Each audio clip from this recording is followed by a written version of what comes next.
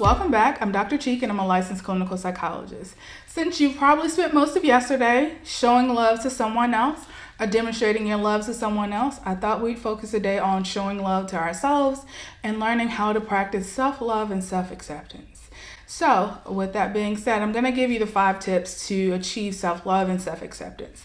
I'm going to go over all 5 of them briefly, then I'll delve into each one of them individually. First one is learning to accept and acknowledge your flaws. Second one is understanding how we set boundaries and the purpose for setting boundaries for ourselves. The third one is highlighting those things that we appreciate about ourselves or that we like about ourselves. The fourth thing is understanding or learning to celebrate ourselves, learning to pour back into ourselves, to make time for ourselves.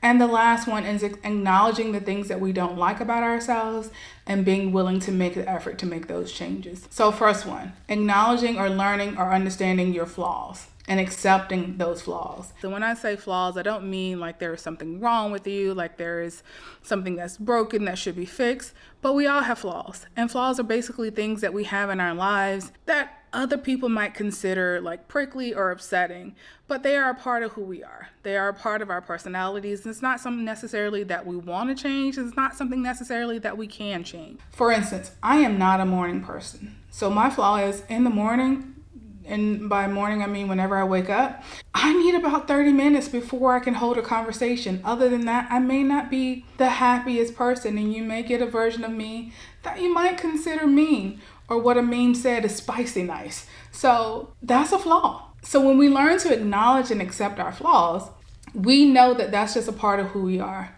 So we're able to verbalize and communicate to people what our needs are. We don't see our flaws as something that is judgmental for us. We aren't ashamed of them. It's not something that you feel like you have to be defensive about if someone says it.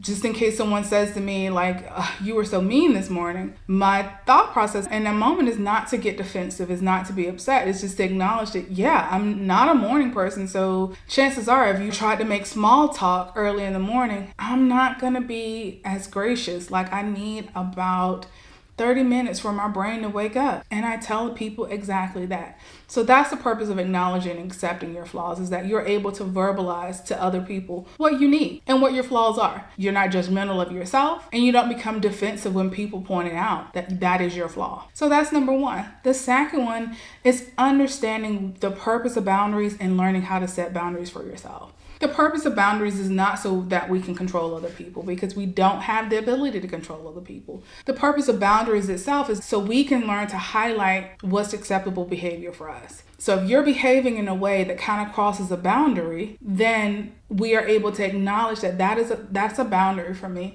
and that was a boundary violation. And then you're able to verbalize and communicate. And you're going to hear me highlight this a lot, being able to verbalize and communicate like what's actually happening, what boundaries were crossed. And that's not necessarily you have to say to someone, you crossed my boundaries. Well, let's say it's someone that came to your house unannounced. You can say like, I generally don't like when people show up to my house unannounced. Like, give me a 5-minute call before you show up. That's all I need. I need a 5-minute warning. So when you learn to set those boundaries, you are setting them for yourself. Boundaries are typically set so we can understand the behaviors that we're willing to accept for others. And it also gives us an idea of like what we feel like should happen, or how do we communicate that to other people so they are aware of what's actually needed and what our boundaries are. And possibly what could happen if they were to continue to cross those boundaries. That's when you get to decide what you want to do next when someone actually violates or cross those boundaries. So third is highlighting the things that you like and accept about yourself and appreciate about yourself. And it doesn't have to be what we consider superficial. And when we say superficial, most of the time we're talking about like outwardly external things that we like about ourselves. However, if that's where you have to start, then that's where you have to start. Sometimes I ask my clients, and they may not always have an answer, is what do you like about yourself? What do you feel like you're good at? Answer those questions. What do you feel like you've been successful in achieving? Highlight those things. Appreciate yourself for those things. And if it's because you feel like you're cute and you feel like you have a nice body, go with that. Until you learn to start to see the internal beauty that exists within you. So if you have to start with the external, start with the external. And it could be something as simple as, I like the way I dress. I'm fashionable. And it could eventually get to a place where you learn to say, I like the fact that I'm able to extend a hand of support to other people. I like the fact that I'm good at my job and I put passion into the work that I do. I appreciate that I take time and I make time for people around me. Learn to highlight the things that you accept, that you appreciate, and that you like about yourself. Fourth, kind of piggybacking off of that, is learning to celebrate yourself and your accomplishments. We tend to spend so much time focusing on celebrating others, or someone else made an achievement, we celebrate, and we feel like we don't get to celebrate ourselves until we make this ultimate achievement.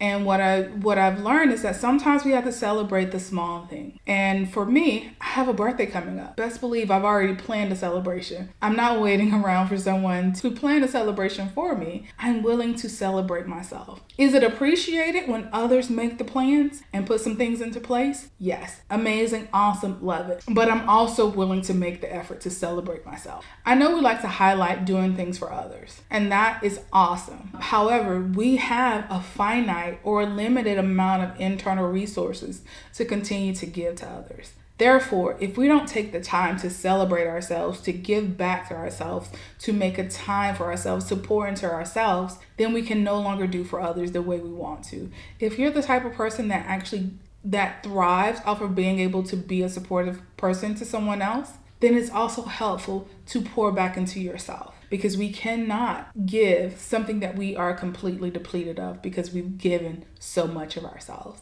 So be willing to take that time to pour back into yourself, to make that time for yourself. And sometimes that time looks like a 5-minute break where no one gets to speak with me or no one gets to talk to me for about 5 to 10 minutes. I just need some alone time. I just need to shut my brain down, and I just need to not think. And that is you giving back to you. And that is not selfish in any way. I applaud anyone that's willing to continue to be there for everyone else. But sometimes we have to also make time for ourselves. And that last one is learning to acknowledge the things that we don't like about ourselves and be willing to make the changes that's necessary. So let's say you don't like your job. Let's say you don't like your weight. Let's say you don't like the relationship you're in. Let's say you don't like the way your house is furnished right now. Acknowledge that and make the necessary changes. Acknowledgement and acceptance allows us to embrace what is. And it also allows us to highlight what we feel like we have the ability to change and put the necessary steps into place to make those changes. So if there is something about your life that you don't like that needs to either be revamped or needs to be changed in some way, make that effort, acknowledge it. That way you don't feel guilt, or you don't feel shame, or you don't feel like you're stuck in any situation, because anything that is within your power to make the change, if you want to change it, if it's something that requires change in order for you to feel like your life is a life that you love and you love yourself and you accept yourself, make those changes, whatever that looks like. What I hope you get from this video is learning that a part of self-love and self-acceptance is learning to love and accept ourselves, flaws and all. And when you're able to love and accept yourself, flaws and all, you're able to love and accept others in the same way, without judgments, without reservations, without expectations that are unrealistic of that other person. When you have realistic expectations of yourself, you don't make unrealistic expectations of others. Do we challenge ourselves? Yes, but we do not have unrealistic expectations of ourselves when we engage in self-love and self-acceptance. So learn to practice self-love and self-acceptance. And hopefully these tools, or these 5 things that I highlighted today, are things that you can actually do to kind of promote or further promote or demonstrate love for self and acceptance of self. I hope this has been a valuable video for you today. I hope you've gotten something out of it. I thank you for listening, and I'll be seeing you again very soon.